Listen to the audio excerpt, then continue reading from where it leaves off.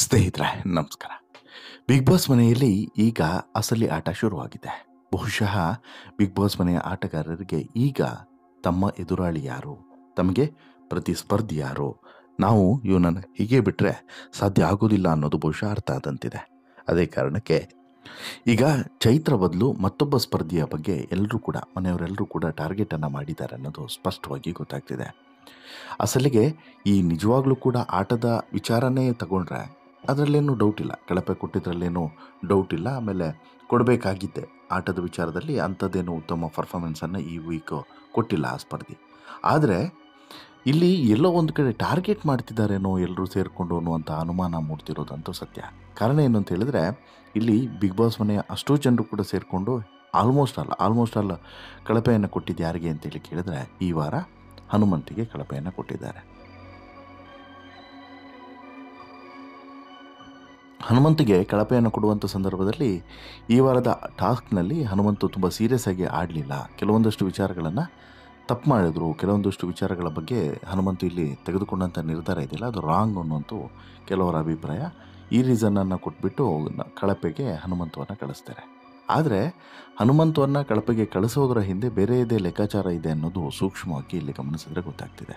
ಹಾಗಾದರೆ ಏನದು ಹೇಳ್ತಾ ಹೋಗ್ತೀನಿ. ಅದಕ್ಕಿಂತ ಮುಂಚೆ ನೀವಿನ್ನೂ ಕೂಡ ನಮ್ಮ ಚಾನಲನ್ನು ಸಬ್ಸ್ಕ್ರೈಬ್ ಮಾಡಿಲ್ಲ ಅಂದರೆ ದಯವಿಟ್ಟು ಈ ಕೂಡಲೇ ಸಬ್ಸ್ಕ್ರೈಬ್ ಮಾಡಿ ಸ್ನೇಹಿತರೆ. ಬಿಗ್ ಬಾಸ್ ಸೀಸನ್ 11 ಇನ್ನೇನು ಹೆಚ್ಚು ಕಡಿಮೆ ಮುಗಿತಾ ಬರುವಂಥ ಸಂದರ್ಭದಲ್ಲಿ ಇಲ್ಲಿ ಪ್ರಮುಖವಾಗಿ ಎಲ್ಲ ಸ್ಪರ್ಧಿಗಳು ಕೂಡ ತಾವು ಗೆಲ್ಲಬೇಕು, ತಾವು ಫೈನಲಲ್ಲಿರಬೇಕು, ಅದಕ್ಕೆ ಬೇಕಾದಂತಹ ಕೆಲವೊಂದಷ್ಟು ತಂತ್ರಗಾರಿಕೆಗಳನ್ನು ಮಾಡುವಂಥದ್ದು ಕಾಮನ್ನು. ಅದೇ ರೀತಿ ಎಲ್ಲರೂ ಕೂಡ ಮಾಡ್ಕೊಂಡು ಬಂದಿದ್ದಾರೆ. ಈಗ ಬಿಗ್ ಬಾಸ್ ಮನೆಯಲ್ಲಿ ಹೆಚ್ಚು ಗಮನವನ್ನು ಸೆಳೀತಾ ಇರುವಂಥದ್ದು ಮತ್ತು ಹೆಚ್ಚು ಪಾಪ್ಯುಲರ್ ಪಡೆದಂತಹ ಅಥವಾ ಪಾಪ್ಯುಲಾರಿಟಿ ಅನ್ನೋದಕ್ಕಿಂತ ಕೂಡ ಓಟ್ಸ್ಗಳ ವಿಚಾರದಲ್ಲಿ ಅತಿ ಹೆಚ್ಚು ಓಟನ್ನು ಪಡಿತಿರುವಂಥ ಸ್ಪರ್ಧಿ ಯಾರು ಅಂತೇಳಿ ಕೇಳಿದ್ರೆ ಅದು ಹನುಮಂತ, ನೋ ಡೌಟ್.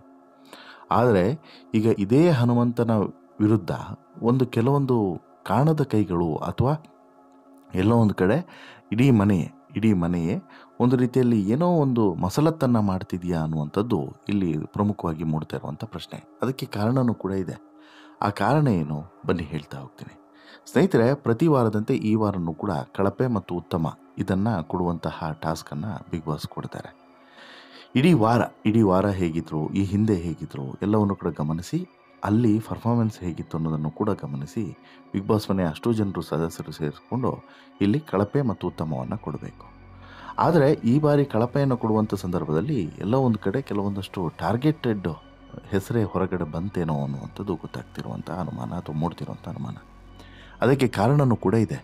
ಆ ಕಾರಣ ಏನು ಅಂತ ಹೇಳಿದರೆ, ಇಲ್ಲಿ ಎಲ್ಲರೂ ಕೂಡ ಹನುಮಂತನ ಹೆಸರನ್ನು ತೆಗೆದುಕೊಳ್ಳೋದ್ರ ಮೂಲಕ ಹನುಮಂತು ಈ ಬಿಗ್ ಬಾಸ್ ಮನೆಯ ಅತ್ಯಂತ ಪಾಪ್ಯುಲರ್ ಸ್ಪರ್ಧಿ ಅನ್ನೋದು ಒಂದು, ಜೊತೆಗೆ ಎಲ್ಲೋ ಒಂದು ಕಡೆ ಆತನನ್ನು ಡಲ್ ಮಾಡಬೇಕು ಅನ್ನುವಂಥ ಮತ್ತೊಂದು ಲೆಕ್ಕಾಚಾರ. ಈ ಕಾರಣಕ್ಕೆ ಆ ರೀತಿ ಮಾಡಿದ್ರ ಅನ್ನೋದು ಎರಡನೇ ಪ್ರಶ್ನೆ ಮೂಡ್ತಾ ಇದೆ. ಇಲ್ಲಿ ಹನುಮಂತು ಈ super hit reality show big ಬಾಸ್ನ ಸೂಪರ್ ಹಿಟ್ ಸ್ಪರ್ಧಿ ಅನ್ನೋದರಲ್ಲಿ ಡೌಟ್ ಇಲ್ಲ. ಕನ್ನಡಿಗರ ಮನ ಗೆದ್ದಂತಹ ರಿಯಾಲಿಟಿ ಶೋನಲ್ಲಿ ಕನ್ನಡಿಗರ ಹೃದಯವನ್ನು ಗೆದ್ದಂಥ ಸ್ಪರ್ಧಿ ಈ ಹನುಮಂತು. ಸ್ಪರ್ಧಿಗಳು ಕೂಡ ಹಾಗೆ ಎಲ್ಲರ ಒಂದು ಟಾರ್ಗೆಟ್ ಏನು ಅಥವಾ ಎಲ್ಲರ ಹೃದಯವನ್ನು ಕದ್ದಂತಹ ಚೋರ ಯಾರು, ಅದು ಹನುಮಂತು.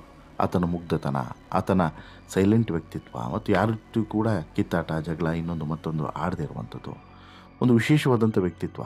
ಹೀಗಾಗಿ ಈ ಎಲ್ಲ ಕಾರಣಗಳಿಂದ ಸುದೀಪ್ ಅವರಿಂದ ಹಿಡಿದು ಪ್ರತಿಯೊಬ್ಬರಿಗೂ ಕೂಡ ಹನುಮಂತು ಅಂತ ಹೇಳಿದ್ರೆ ಒಂದು ವಿಶೇಷವಾದಂತಹ ಭಾವನೆ. ಈ ನಡುವೆಯೂ ಕೂಡ ಬಿಗ್ ಬಾಸ್ನಲ್ಲಿ ಎಲ್ರಿಗೂ ಕೂಡ ಒಳ್ಳೆ ಹುಡುಗ ಅಂತೇಳಿ ಕರೆಸ್ಕೊಂಡಂಥ ಹನುಮಂತನೇ ಟಾರ್ಗೆಟ್ ಆಗ್ತಾನೆ ಅಂತ ಹೇಳಿದ್ರೆ ಬೇರೆ ಏನೋ ಒಂದು ಲೆಕ್ಕಾಚಾರ ಇರಲೇಬೇಕಲ್ವಾ.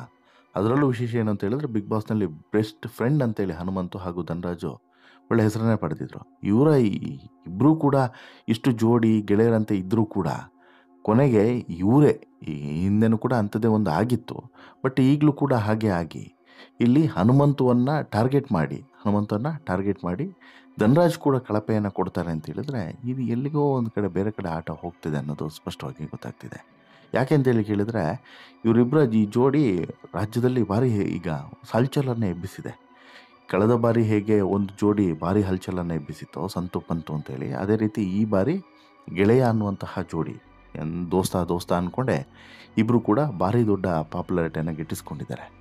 ಇವರ ಈ ಜೋಡಿಯ ಗೆಳೆತನದ ನಡುವೆ ಈಗ ಒಂದು ರೀತಿಯಾದಂತಹ ಬಿರುಕು ಮೂಡುವಂಥ ಪರಿಸ್ಥಿತಿ ಬರುತ್ತಾ ಅನ್ನುವಂಥ ಅನುಮಾನನೂ ಕೂಡ ಇದೆ. ಯಾಕಂತ ಹೇಳಿದ್ರೆ ಬಿಗ್ ಬಾಸ್ ಮನೆಯಲ್ಲಿ ಹನುಮಂತು ಈ ವಾರ ಚೆನ್ನಾಗಿ ಆಡಲಿಲ್ಲ ಅನ್ನೋಂಥ ಕಾರಣಕ್ಕೋಸ್ಕರ ಧನರಾಜು ಜೊತೆಗೆ ಉಳಿದ ಎಲ್ಲ ಸ್ಪರ್ಧಿಗಳು ಕೂಡ ಕಳಪೆಯನ್ನು ಹನುಮಂತು ಕೊಟ್ಬಿಡ್ತಾರೆ. ಬಟ್ ವಿಶೇಷ ಏನಂದರೆ ಧನರಾಜು ಕೂಡ ಕೊಟ್ಟಿರುವಂಥದ್ದು. ಮನೆಯಲ್ಲಿ ಈ ವಾರ ಹನುಮಂತು ಚೆನ್ನಾಗಿ ಆಡಲಿಲ್ಲ, ಕಳಪೆಯಾಗಿ ಕಾಣಿಸ್ತಾ ಅನ್ನೋಂಥದ್ದು ಮೋಕ್ಷಿತಾ, ರಜತ್, ಗೌತಮಿ, ಚೈತ್ರ, ಮಂಜು ಸೇರಿ ಎಲ್ಲರೂ ಕೂಡ ಹೇಳಿದ್ದು. ಇದರಲ್ಲಿ ಧನರಾಜ್ ಕೂಡ ನೀವು ಚೆನ್ನಾಗಿ ಆಡಲಿಲ್ಲ ಅಂತೇಳಿ ಹೇಳೋದ್ರ ಮೂಲಕ ಹನುಮಂತಿಗೆ ಬೇಸರವನ್ನು ತರಿಸ್ತಾರೆ.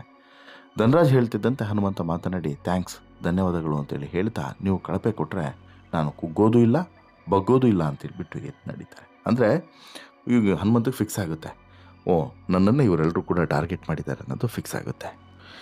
ಈ ವಾರದ ಟಾಸ್ಕ್ನಲ್ಲಿ ಕೆಲವರು ರೀಸನ್ ಕೊಡುವಾಗ ಈ ಕಳಪೆ ಮತ್ತು ಈ ಉತ್ತಮ ಕೊಡುವಂಥ ಸಂದರ್ಭದಲ್ಲಿ ಈ ರೀಸನ್ ಕೊಡುವಂಥ ಸಂದರ್ಭದಲ್ಲಿ ಈ ವಾರದ ಟಾಸ್ಕ್ನಲ್ಲಿ ಮೇನ್ ಥಿಂಗ್ ಇದ್ದಿದ್ದೇ ಸ್ವಚ್ಛತೆ ಕಾಪಾಡಬೇಕು ಅಂತೇಳಿ. ಈ ಶುಚಿತ್ವವನ್ನೇ ಹನುಮಂತು ಕಾಪಾಡಲಿಲ್ಲ. ಹನುಮಂತು ಶುಚಿತ್ವವನ್ನು ಎಲ್ಲೂ ಕೂಡ ಮೇಂಟೈನ್ ಮಾಡಲಿಲ್ಲ. ಜೊತೆಗೆ ನೀರು ಕೊಡುವಂಥ ಸಂದರ್ಭದಲ್ಲೂ ಕೂಡ ಟ್ಯಾಪ್ ನೀರನ್ನೇ ಕೊಟ್ಟರು. ಹನುಮಂತುವಿನಿಂದ ನಮಗೆ ಕಿರಿಕಿರಿ ಅನಿಸ್ತು. ಜೊತೆಗೆ ಎಲ್ಲೂ ಕೂಡ ಹನುಮಂತು ಹೇಳಿದ ಮಾತುಗಳನ್ನು ಕೇಳ್ತಾ ಇರಲಿಲ್ಲ.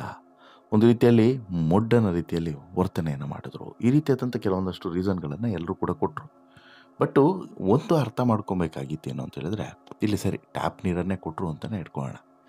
ಒಂದು ಎಂಟರ್ಟೈನ್ಮೆಂಟ್ ಆಗಿ ಅಥವಾ ಕ್ರಿಯೇಟಿವಿಟಿವ್ ಆಗಿ ಹನುಮಂತು ಅದನ್ನು ಕೊಟ್ಟರು ಅಂತ ಹೇಳಿದ್ರೆ ಅದನ್ನು ತಪ್ಪೇನಲ್ಲ ಅಲ್ವಾ? ಈಗ ಎಲ್ಲರೂ ಕೂಡ ಒಬ್ರನ್ನೊಬ್ರು ಕಾಟವನ್ನು ಕೊಟ್ಟಿದ್ದೆ. ಈ ರೆಸಾರ್ಟ್ ಟಾಸ್ಕ್ನಲ್ಲಿ ಒಬ್ರಿಗೊಬ್ರು ಕಾಟವನ್ನು ಕೊಟ್ಟಿದ್ದೆ. ಏನು ಎಲ್ಲರೂ ಅವ್ರು ಹೇಳಿದ ತಕ್ಷಣ ಅದನ್ನು ಕೇಳಿದ್ದೇನಿಲ್ಲ ಅಥವಾ ಆ ಕೆಲಸವನ್ನು ಮಾಡಿದ್ದೇನಿಲ್ಲ. ಸ್ವಲ್ಪ ಟಾರ್ಚರನ್ನು ಕೊಟ್ಟಿದ್ದೆ. ಅಲ್ಲೂ ಕೂಡ ಹಾಗೆ ಕೊಟ್ಟಂಥ ಟಾಸ್ಕ್ ಕೂಡ ಟಾರ್ಚರ್ ಕೊಡುವಂಥ ಟಾಸ್ಕ್ಗಳೇ ಇಲ್ಲೂ ಕೂಡ ಹಾಗೆ ಆಯಿತು. ಎರಡೂ ತಂಡದವರು ಮಾಡಿದ್ದು ಅದನ್ನೇ. ಈಗ ಹನುಮಂತ ಕೊಟ್ಟಿದ್ದನ್ನು ಆತ ಕ್ರಿಯೇಟಿವಿಟಿಗೋ ಅಥವಾ ತಮಾಷೆಗೋ ಅಥವಾ ಏನೋ ಒಂದು ಟ್ವಿಸ್ಟ್ ಇರಲಿ ಅನ್ನೋಂಥ ಕಾರಣಕ್ಕೆ ಕೊಟ್ಟರು ಅಂತೇಳಿ ಯಾಕೆ ಭಾವಿಸಲಿಲ್ಲ? ತುಂಬ ಸೀರಿಯಸ್ ಆಗಿ ತೆಗೆದುಕೊಂಡು ಇವರು ಮಾತ್ರ ಆಟ ಆಡೋದು, ಹನುಮಂತು ಆಟನೇ ಆಡೋದಿಲ್ಲ ಅನ್ನೋ ರೀತಿಯಲ್ಲಿ ತೆಗೆದುಕೊಂಡು ಹೋಗಿದ್ದು ಎಷ್ಟು ಸರಿ ಅನ್ನೋಂಥದ್ದು. ಮತ್ತು ಎರಡನೇದು, ಇಲ್ಲಿ ಪ್ರಮುಖವಾಗಿ ಆಟವನ್ನು ಆಟವಾಗಿ ಮಾತ್ರ ಸ್ವೀಕರಿಸಿದ್ರೆ ಅವಾಗ ಇವೆಲ್ಲ ಯಾವುದೂ ಕೂಡ ಸಮಸ್ಯೆಗಳು ಬರೋದಿಲ್ಲ. ಇಲ್ಲಿ ಯಾವಾಗ ವೈಯಕ್ತಿಕವಾಗಿ ತೆಗೆದುಕೊಳ್ತಾರೋ ಆಗ ಇವೆಲ್ಲ ಮಾತುಗಳು, ಇವೆಲ್ಲ ಚರ್ಚೆಗಳು ಕೂಡ ಬರ್ತವೆ. ಅದೇ ಇಲ್ಲಿ ಆಗಿರೋದು ಕೂಡ. ಅಸಲಿಗೆ ಹನುಮಂತು ವಿಚಾರದಲ್ಲಿ ಇವರು ಕಳಪೆಯನ್ನು ಕೊಟ್ಟಿರೋದು ಟಾರ್ಗೆಟ್ ಅನ್ನೋದು ಸ್ಪಷ್ಟವಾಗಿ ಗೊತ್ತಾಗ್ತಿದೆ. ನಿಜವಾಗ್ಲೂ ಕೂಡ ಹನುಮಂತು ಕೊಡಬೇಕು ಅಂತೇಳಿ ಕೊಟ್ಟಿರೋದಲ್ಲ ಅನ್ನೋದು ಕೂಡ ಸತ್ಯ. ಅನಂತರ ಎರಡನೇದು, ಹನುಮಂತುವನ್ನು ಟಾರ್ಗೆಟ್ ಮಾಡಿದ ತಕ್ಷಣ ಹನುಮಂತು ವೀಕ್ ಆಗಿಬಿಡ್ತಾನೆ ಅನ್ನೋದು ಕೂಡ ಇವರ ಮೂರ್ಖತನ ಅಂತಲೇ ಅನಿಸುತ್ತೆ. ಯಾಕಂತ ಹೇಳಿದ್ರೆ ಹನುಮಂತು ಇನ್ನಷ್ಟು ಸ್ಟ್ರಾಂಗ್ ಆಗ್ತಾನೆ ಹೊರತು ಇಲ್ಲಿ ಈ ವೀಕ್ ಆಗುವಂಥ ಪ್ರಶ್ನೆ ಇಲ್ಲ ಅನ್ನೋದನ್ನು ನೇರವಾಗಿ ಹೇಳಿದ್ದಾನೆ. ಅದಕ್ಕೆ ಇದನ್ನು ಮೂರ್ಖತನ ಅಂತೇಳಿ ಹೇಳ್ಬೋದು. ಮತ್ತು ಇನ್ನೊಂದು ಪ್ರಮುಖವಾದಂಥ ಅಂಶ ಏನು ಅಂತ ಹೇಳಿದ್ರೆ, ಇಲ್ಲಿ ಹನುಮಂತು ಏನೇ ಮಾಡಿದ್ರು ಕೂಡ ಒಂದು ಪಕ್ಕ ಪ್ಲ್ಯಾನ್ಡಾಗೆ ಮಾಡಿರ್ತಾನೆ. ಒಟ್ರಾಶಿ ಏನೋ ಒಂದು ಆಯಿತು ಹೋಯಿತು ಅನ್ನೋ ರೀತಿಯಲ್ಲಿ ಮಾಡೋದಿಲ್ಲ. ಏನೋ ಒಂದು ಪಕ್ಕ ಪ್ಲ್ಯಾನ್ ಇಟ್ಕೊಂಡೇ ಮಾಡಿರ್ತಾನೆ.